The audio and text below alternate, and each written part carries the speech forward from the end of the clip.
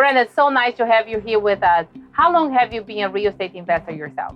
I've been doing this for a little over 2 years, and I got started back in late 2021. I think the market was really interesting at that point, right? The rates were pretty low. It was the perfect market because you became a real estate investor at that time. Yeah, and I think there was a lot of hype around it too. And I knew I always wanted to do something with business in terms of real estate, entrepreneurship in that sense. And eventually my past led me down to real estate. I got into that late 2021 and, just been setting it up from there. I've been doing it for a couple years, and I think the biggest thing for me was I was about to turn 25. I really wanted to dive into something that I can take the reins on. I didn't want to work 9 to 5. I didn't want to do W-2s and all that. I mean, it's a headache in itself. And I think there's a certain amount of freedom you get through this kind of work. Working from 9 to 5 is not bad. No. In so many ways, it's very safe until you get fired. If it wasn't like, hey, you may lose your job tomorrow, that would be the perfect setup because we don't have much of that. You show up, get the work done, you're going to get paid. Being an entrepreneur sounds great as well. I think in so many ways, there's more pressure in some ways, depending how you are marketing yourself, being an entrepreneur, because you do need to get up every morning and go find those deals, go find the marketing, go find what is going to bring you the next paycheck. So in some ways, it is rewarding that you have all these options, but you can get distracted along the way, and a 30-day goes by and you end up looking on deal because there was so much distraction throughout the 30 days. Yeah, and I think in my first 2 years, managing some of those distractions has definitely been part of it. But I also look at it too between W-2 and entrepreneurship. It's freedom versus stability. And a lot of people have W-2s, and I enjoyed my time with it, right? But I think for me, it was something that I wanted to do something on my own. And the W-2 provided the stability to do it, but I wanted the freedom. And that freedom, I found out, costs a lot more work, right? You work a lot longer to have that compared to working a 9 to 5, being your own boss. How did you find your first deal? So I was working with a partner, and we had a lead come across, and it's kind of crazy because we were mostly marketing the foreclosures, but this was a loan modification that came across. And I was thinking to myself, all right, I've got my script ready. I've got all the things I know about foreclosure and how I can work with the seller on this to talk to them through and get the process down. And then comes along a loan modification. And I wasn't really too sure about what I was going to say with them because there's not as much stress there. I think his thing is that he refinanced, but then he had something going on with his family where they wanted to get a new house and he was looking to sell this house. So he wanted to just get rid of it and then take some of that to move on to the next property. And that being said, it was like, all right, well, now I have to figure out where he's at in his mind, right? To figure out what makes sense for him. And so it was probably like a 2-month negotiation. We got him under contract at the beginning. What was the challenge with that particular deal that you faced? The challenge initially was figuring out a good number for him. This was really where I didn't know how to be creative. So I had to come in at the 70% of what the property was worth, minus the repairs, all of that. And I wanted to present that offer to him, and he was asking for this much. He's asking so much more for what we would be willing to offer to him, but he wasn't able to sell the property as it was. There was a lot of work that needed to be done on it. So even if he wanted to list the property, he was going to have to go in and get it list ready. You need a cash buyer, and listing with an agent is sometimes not the best way because you only one option, cash buyer. Right, and I mean, the agents, sometimes they can do Photoshop, but I think there was a lot going on in that property where you couldn't really work computer magic on it. So when you end up did you close that deal? Yes. Yeah. How much did you end up paying for it? So our initial contract with him was $227, and we wholesaled this off for $253. So we made $26,000 on the profit. And how long? 2 months. But the original thing was we weren't going to make that much, but we had him under contract, and then we were looking at who we can wholesale it to, and then we were looking at with our title companies on the process of getting that through. And we were coming close to our closing date. We had 3 different end buyers where we had originally talked to one guy. He said he was interested, then he backed out. Another guy, he was more down the road, and we actually got paperwork with him, but then it just didn't really make sense. So we ended up terminating that. And then we found our third guy where we wholesaled to him, and we set it up at a price point that was okay for us. But at the end, we said, all right, let's go and negotiate with this guy. See if we can go back on the front end to negotiate him down. And all that was me talking to him about, hey, listen, this is where we're at with this. And I know you really need to sell this. This was in December. And my pitch to him was saying, let's see if we can get this done before the end of the year. And I need to be at this point to get it done for the end of the year, because I know it works for taxes for both of us to get both of these properties off the books before 2022 comes around. So if we can sell this thing at this price point, I know we can close before then. And he, after a lot of rebuttal within that, figuring out how we can navigate around that, I think he finally came to the conclusion that, yes, I do need to get this off my books. I don't want to drag this into 2022. And it's a nice Christmas present, really, for his family. So how much money did you make with that property? $26,000. So, and I split that. So I made personally 13. So when I started this, I was living on oatmeal. You know, I was 25. I had cashed out my 401k from the W-2, and I put it into the networking program. And I think that was something where I just wanted to grind it out, you know, and I wanted to take that step and do the dirty work for it to get there.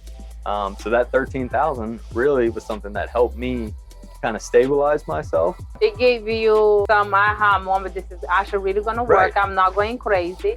I just need to continue to do what I just did, because you made $26,000 in 2 months. Yeah, that really did open my eyes to it, because it was like, okay, so that I've made my first job out of college. I think I was making like $47,000, something like that.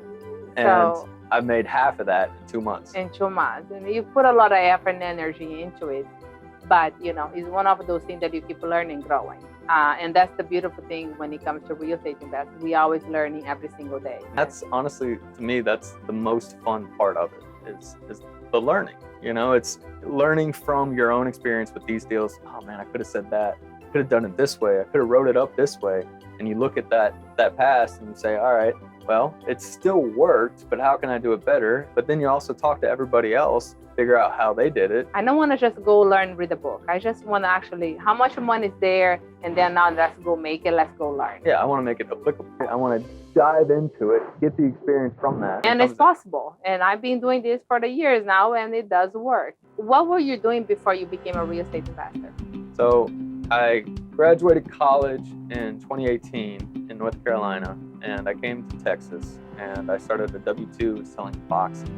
So like, you order stuff off of Amazon, right? Yeah, you know, all day long. Right, yeah. So they ship the boxes with those.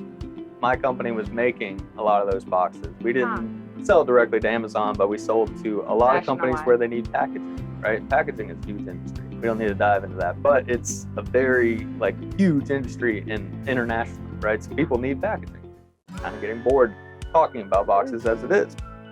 So I was talking about boxes for 2 years, and I just really didn't want to do it anymore. I didn't want to talk about cardboard or corrugate, as they call it. And I'm 24 at the time, and I'm about to be 25. I need to start something for myself, right? If I'm going to dive into entrepreneurship and look for that freedom of it, it can't be through W-2. It can't be doing something boring. And I didn't have, mortgage. I didn't have kids, wife, things like that. So it's not something that I had anything that was restricting me from getting to that point. I could take the risk. I could afford to take the risk, and I did. Born and raised, where your family raised? Do they live here in Texas? No, so I was born in Texas, and we lived over in Grapevine by Dallas, and I lived there for 5 years, and then we moved to North Carolina. And then you decided to move back to Texas. Yeah, my buddies give me hell for this because it's such a dumb saying, but I always tell them I have blood in these roots. I want to come back. So I wanted to come back to Texas. Do you feel like you're home now? Yeah. So when you told your family that you're going to get into real estate, what was their reaction? They were questionable about it. They were like, how do you make money with this? What is their background? Both of them are project managers. So they work for IT groups where they produce software, things like that. And then they manage the groups within that. So they're 9 to 5. You decided to be an entrepreneur. they're like, what's wrong with you? Can you just stay still? Keep selling books. Yeah, You know? right. So what was their feedback when you decide like to tell them, hey, I'm doing this? Well, I mean, they always knew I was an entrepreneur. So I was president of Entrepreneurship Club in college, and I've been doing entrepreneurship since I was little. I was selling beer with my sister when we were like 7 and she was 4. But it was we could walk on a golf course, and so as the golfers were coming by, we would sell beer to them for a quarter, which was a great deal for them. And you know, that's kind of how it started. I planted the seed in my head for it, and then I did a lot of entrepreneurial things through high school. So I started a tree business. We had storms that would come through the area in North Carolina, and it would knock a lot of trees down. So we would cut up trees and haul it off from people's yards and get paid for that. You never really wanted to have a boss. Yeah, a boss, but I never really wanted to have like a structured routine within the company, you know, and I wanted to make my routine, right? Well, the beautiful thing about the real estate, you never get bored. There's not a routine that you can, this is it, Monday through Monday. There is always some extra thing or thing that goes different throughout the process in every single deal that comes in. Right, it's always a surprise. We can always write a book for every single deal that come in, even the one that we didn't close, because everyone has a story for us to play with it. When you decide to become a real estate investor, what was your biggest fear? Starving. I mean, I told you, I lived off of oatmeal for 6 months. You know, it was one of those things where I had a little amount of money that I was living off of, and I just wanted to eat good food, you know? And so my fear was, all right, I go into this, I'm going to have to live like this for years, and then just going to be like malnourished or something. Do you regret? Not at all. Not at all. I mean, at that time, I was thinking to myself, man, this sucks. But at the same time, I was like, man, this is part of the process. I planned for this. Right. This is what I signed up for. I knew I was getting myself into this. I think, if anything, this is just another challenge in life. Moving forward today, you've been an investor for a couple of years. What keeps you motivated? Yeah, I think success. You know, I've always just wanted to succeed on my terms with it, right? And I think my terms of setting up anything that I want to do, and working with the right people and being involved in purposeful work, right? I think that plays it's a huge part of being successful within that, right? But I wanted to be that guy to be able to pull myself up from bootstraps and be able to carve something out for myself in life, right? I didn't want to make my success working for somebody else. I wanted to carve out my own space. And I think it takes a lot of courage. You know, you were 24, 25, super young. You could be just hanging out, you know, living the life that most of the 25 years old are out there. I wish all the 25 years old have the urgent to have, and to do what you did. I think that's amazing. Yeah, I think like a message to the 25-year-olds out there or younger, you don't have any potential like liabilities or any reason not to do it. Take the risk. I mean, I think that we only have so much time for it while we're young. I wanted to take the risk. But a lot of time when we were young, like, oh, I'm just 25. I have my entire life. And I'm like, that's complacency. Do it now and then relax when you have gray hair. Don't do it, think you have now, broke, because you still cannot fund any of your fund, really. Mm-hmm. But you pretend you do, and wasting your time and not taking the opportunity to actually make money and learn the system right now. And that's the biggest thing, is learning too. But also, like, I really feel the people that, you know, they say they have time, just watch the news. I mean, people die every day on it, and it's a negative thing to think about, but like, I could die tomorrow, right? Or today. Oh, let's hope that doesn't happen. When did you realize that real estate was actually really going to work for you? I think after my first deal, I really started picking up some momentum from that. And then we got a few more wholesale deals out. And I was able to cover my expenses and then some for a while. And that was something where I was like, okay, this is a good system. I've got something here where even if it's not residual, because a lot of my deals are one-time payoff, right? And that was wholesale. And that's something where I think it's great. It's short term in that sense, but different strategies I think are better for it. But, I was making enough money off of those wholesales to be able to cover a lot of my expenses, do that for a long time. And I think that's what I like about the residential. It does give us about 12 strategies that you can choose which one do you want to work with. They all work. Now, wholesaling, you just get, sometimes you get lucky, you make a chunk of money up front, more than if you were doing a fix and flip and so on. But most of the time, the wholesale are leaving more money on the table because the one who is doing the fix and flip and so on, needs to put all their money in, doing the renovation, wait, and then sell, then make that profit. Sometimes we don't have the time to do it, and I know I cannot afford, I need the money now. What I would say for anyone that is listening, don't just wholesale. Partner with an investor. If you're going to make $10,000 as a wholesale, say, hey, I will partner with you on this deal if you can upfront me $10,000 and then the rest in the back end. You're still making exactly the same amount on the front end as a wholesaler, but you're still getting the cut in the back end. So don't just wholesale.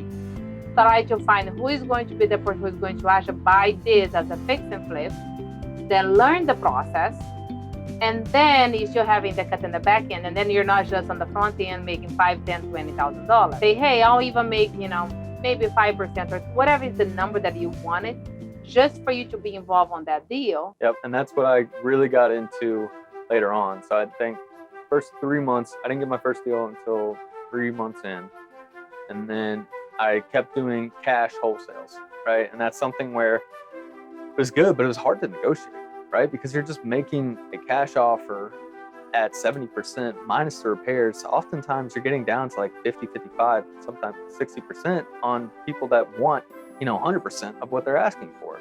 So for that, I like the equity partner. So you negotiate with the seller, look, I know you want it, you know it's more than what you want. I'll give you whatever is the 70% minus repair right now. Then if this house does sell for whatever that is, do an equity part in the back end. Yep. You're still going to make exactly the same amount. The seller is going to make exactly the same amount. If you get lucky, there's a fly.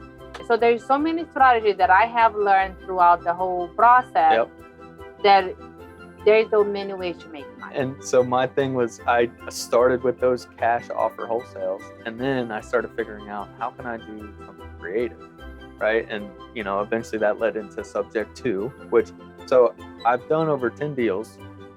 One of them was a fix and flip. The other 10 were wholesales.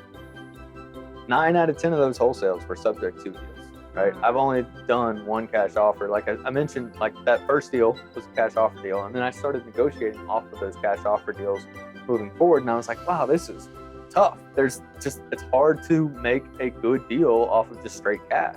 So then I started looking at sub 2, and that's something where it really opened the doors. Have you done equity partner yet? So we're looking at some now. Okay. I'm kind of like on the fence with it. I like the idea, and I especially like it if we can get into it where we don't have to put any acquisition down. So if we can get into it where they transfer the deed, we share ownership of the property, and then we go in, we fix up the property. There's many ways that you can work with that. I've done a lot of equity partnering, so I know it works, and I love it. Yeah, and the numbers make sense. I haven't done one yet, but I'm definitely interested. And then you're gonna see the money really coming in. Yeah, because at that point you can get in without putting any money into the deal. But even if you put the money in, some money, because sometimes you have to pay for them to move out. Mm-hmm. You don't want to ever do an equity part and then staying on the property. I think the most important thing with that is making sure that the seller, like, you're there for them and you're making sure that it's the most easiest process possible for them. Let's talk about this deal that you have going on right now. How did you find this deal?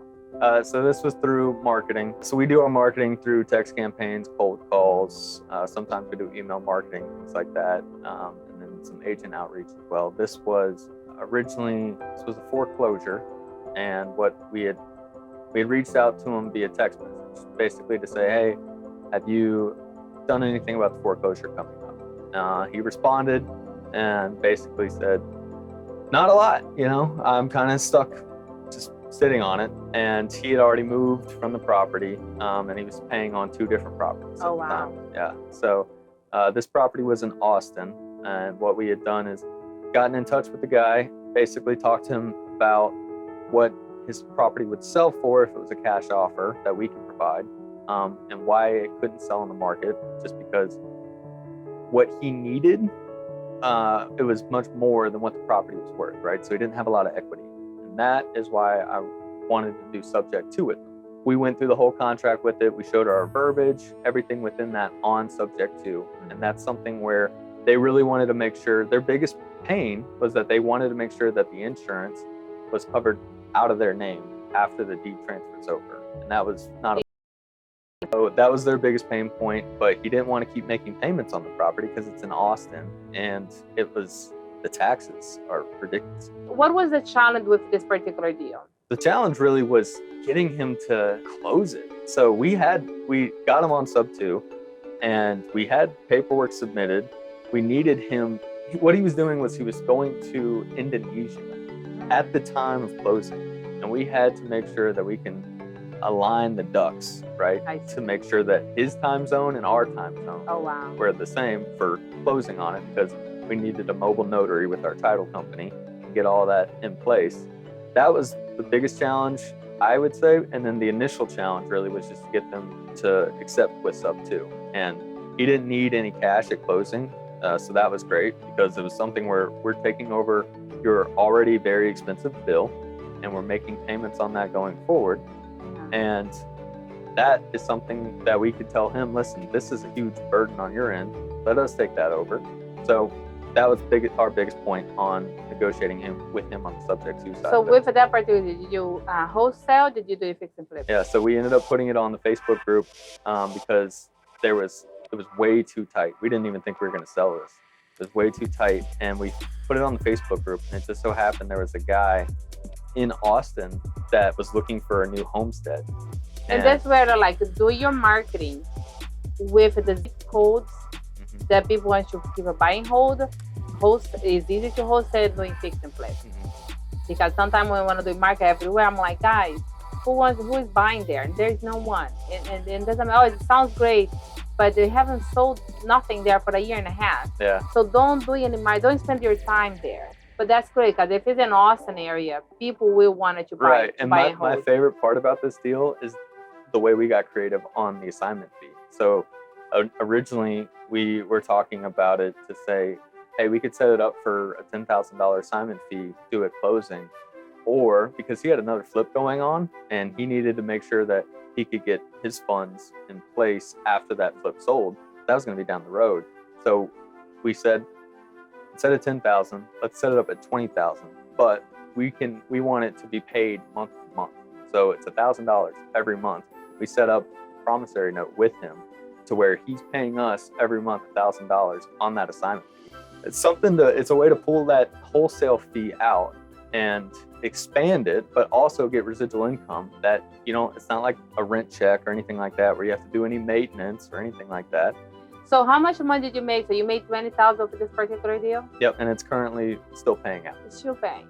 That's great. I love the fact that you're still making money on this deal. That was tight, but it's Austin.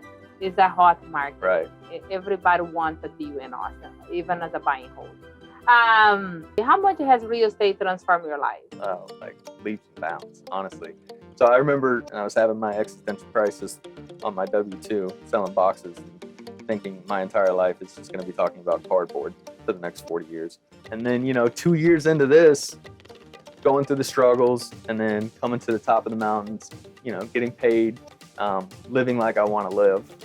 That was something that totally transformed it, because originally I was thinking, all right, so I can only live on this much per month. And it's just coming from what I'm getting paid on my W-2 plus commission, things like that. And now it's more so I've seen the bottom of it. I've seen, the top for me on my standards. I've seen the top for it, and I'm in control of it. I can figure out how I can put the effort in to be rewarded properly for whatever I need to do with it. And it's really, I think, something where I can understand the ebbs and flows of life, right? I didn't think I could really see that as much. What are you doing for fun right now? Some of the things that I'm doing now and that I really want to do more of.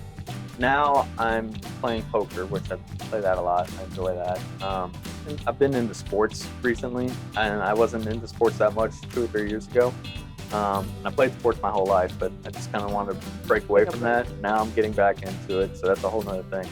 But one of the things that I really want to get into is skeet shooting with like shotguns, where they're shooting off little skeet pellets and things like that, and you're shooting them down. I recently did that a couple weeks ago, and we had a little competition for it. I won the competition, so that felt great. It was just cool being out there and shooting guns, and we were smoking cigars and stuff like that. And they're guy stuff, I guess. It is what it is, but I enjoy it. I like playing poker, I like shooting guns and smoking cigars, and that's just me right now. 2 years from now, I might enjoy cuddling up with a book and a warm cup of tea or something. So what I tell my kids is like, son, with money, you find hobbies that you have never even imagined that exist. Yeah. And you find a way to spend time that you didn't know, but because you're making money, you're part of a team, and you have a different people that you work with or network with that open up different opportunity. And it all comes down to money.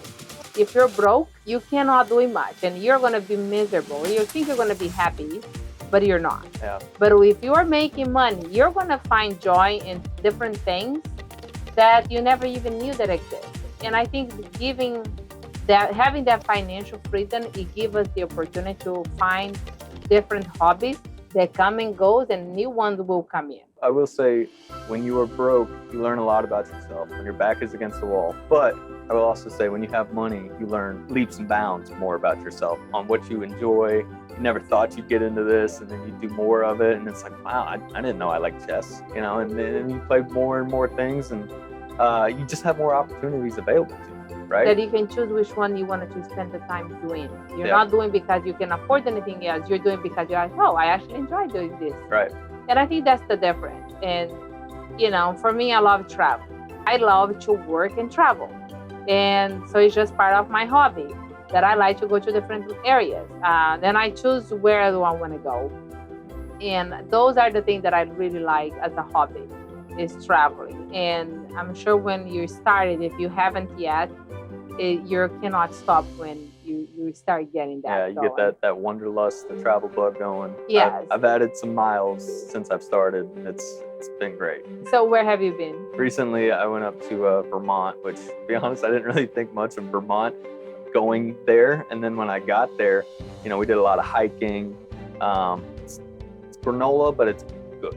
It's interesting people. So we did a lot of hiking. Who did you went with? My family.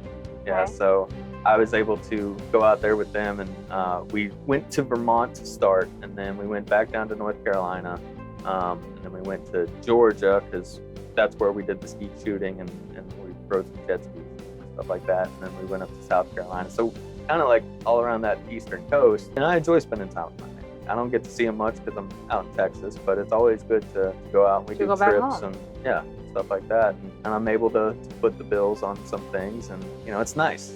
It's something where it feels good to get back. Would you say that your parents are proud of you today? I think so. What is the difference from being an investor now than when you were selling box, working on that 9 to 5? What are the conversations that you guys have today in compared to back then? Well, whenever we talk about work, it's a lot more interesting, because when they'd ask about boxes, we'd maybe have a 10-minute conversation. It's like, well, I talked to them about that box, and that needed this much thickness, and it needs to be that big, and that's as far as it goes. Done. Right? And now it's like, well, I talked to this person who they needed to sell for this reason, and then we negotiated the deal to structure it this way, and because it was this way, this helped him over here on this end 3 months later. And it's so much more flexibility that you can I enjoy what I do now much more than I did, and I think they enjoy talking to me about what I do But now. they're learning as well. They're curious and trying to understand, because as a parent, we always want to have a conversation, get to know our kids, see where they're at. And I think they are trying to see how serious you are, and are you really growing on this? Is this the right path for you? Yep. When you look at yourself, do you feel like you are proud for who you are and how far you have become? Oh yeah, definitely. I'm proud of making the climb, honestly. Like I took the risk to get out of a stable paying job, and I was making a decent amount of money because I was still making commission off of it. And, you know, in the first year, I made more money in real estate than I did in my job with a W-2, you know, and I just, if I'm looking at like the full journey of it, I just remember, you know, being down in the trenches, working hard, trying to find something, trying to make sense of something within this, and then building off of that. How many deals have you done since you became an investor? 11. 11. Yeah. And do you remember how much money have you made? Overall, 123. Yes, 123. And what is your goals or dreams moving forward? What is your strategy to continue to grow? Well, I really want to do more creative stuff and creative acquisitions, but also creative dispositions. I think like my biggest thing, especially with the way the economy is right now, I really want to look into acquiring sub-2 and then wrapping. You know, I think because of the way the interest rates are now, we have such a high standard from where it's been in the last 5 years, that, you know, even if I can get something that is on the front end 3 or 4% and then wrap it on the back end at 9 or 10%, and then I don't have to do any of the maintenance on the property, you know, that's something that really excites me, because that's just another check coming in, that, you know, it's where I don't have to constantly do repairs, I don't have to manage tenants, I don't have to do any of that. For me right now, I think that's great, because I don't need to get a property manager. I don't want to have a full-on portfolio for it. I would like the wraps, and then that'll generate more capital, and then I can take that capital and then put it into appreciating properties, and then build a portfolio off of those for rentals. I think there's so many options, so many ways, you know, as the economy and then so much going back and forth and changing so fast in many ways. Right. I'm always wanted to be open-minded and be ready to whatever comes, and play with all the strategy that we have. And I don't want to like, oh, it's just subject. I'm like, okay, send me your deal, send me what you have, and let's analyze. Yeah. And then let's decide together which one we want to work with. And the analyzation is going to be a lot different now than it will be in 2 years. Or you know? in 6 months. Right. Yeah. You know, I don't have the crystal ball. Quick. And like I see people doing like the market update or what's going to happen in 5 years. And I'm like, you're kidding me? We don't even know what's going to happen in the next 6 months. We can predict, but we really don't know. Yeah. Because the way the economy is changing, we have to be more open-minded to be able to see or be ready for when it comes. And I wanted to change with the economy. I don't want to just sit and wait for the economy to change. I want to start changing with the economy, and then I don't even notice it. Right. And I think that's the difference. I don't want to wait. Yeah, be ahead of the ball, be with it. I want to be with it, because I don't feel the change, because I'm already still making money. As the market goes around, I'm with it. Send me the deals and let's work together.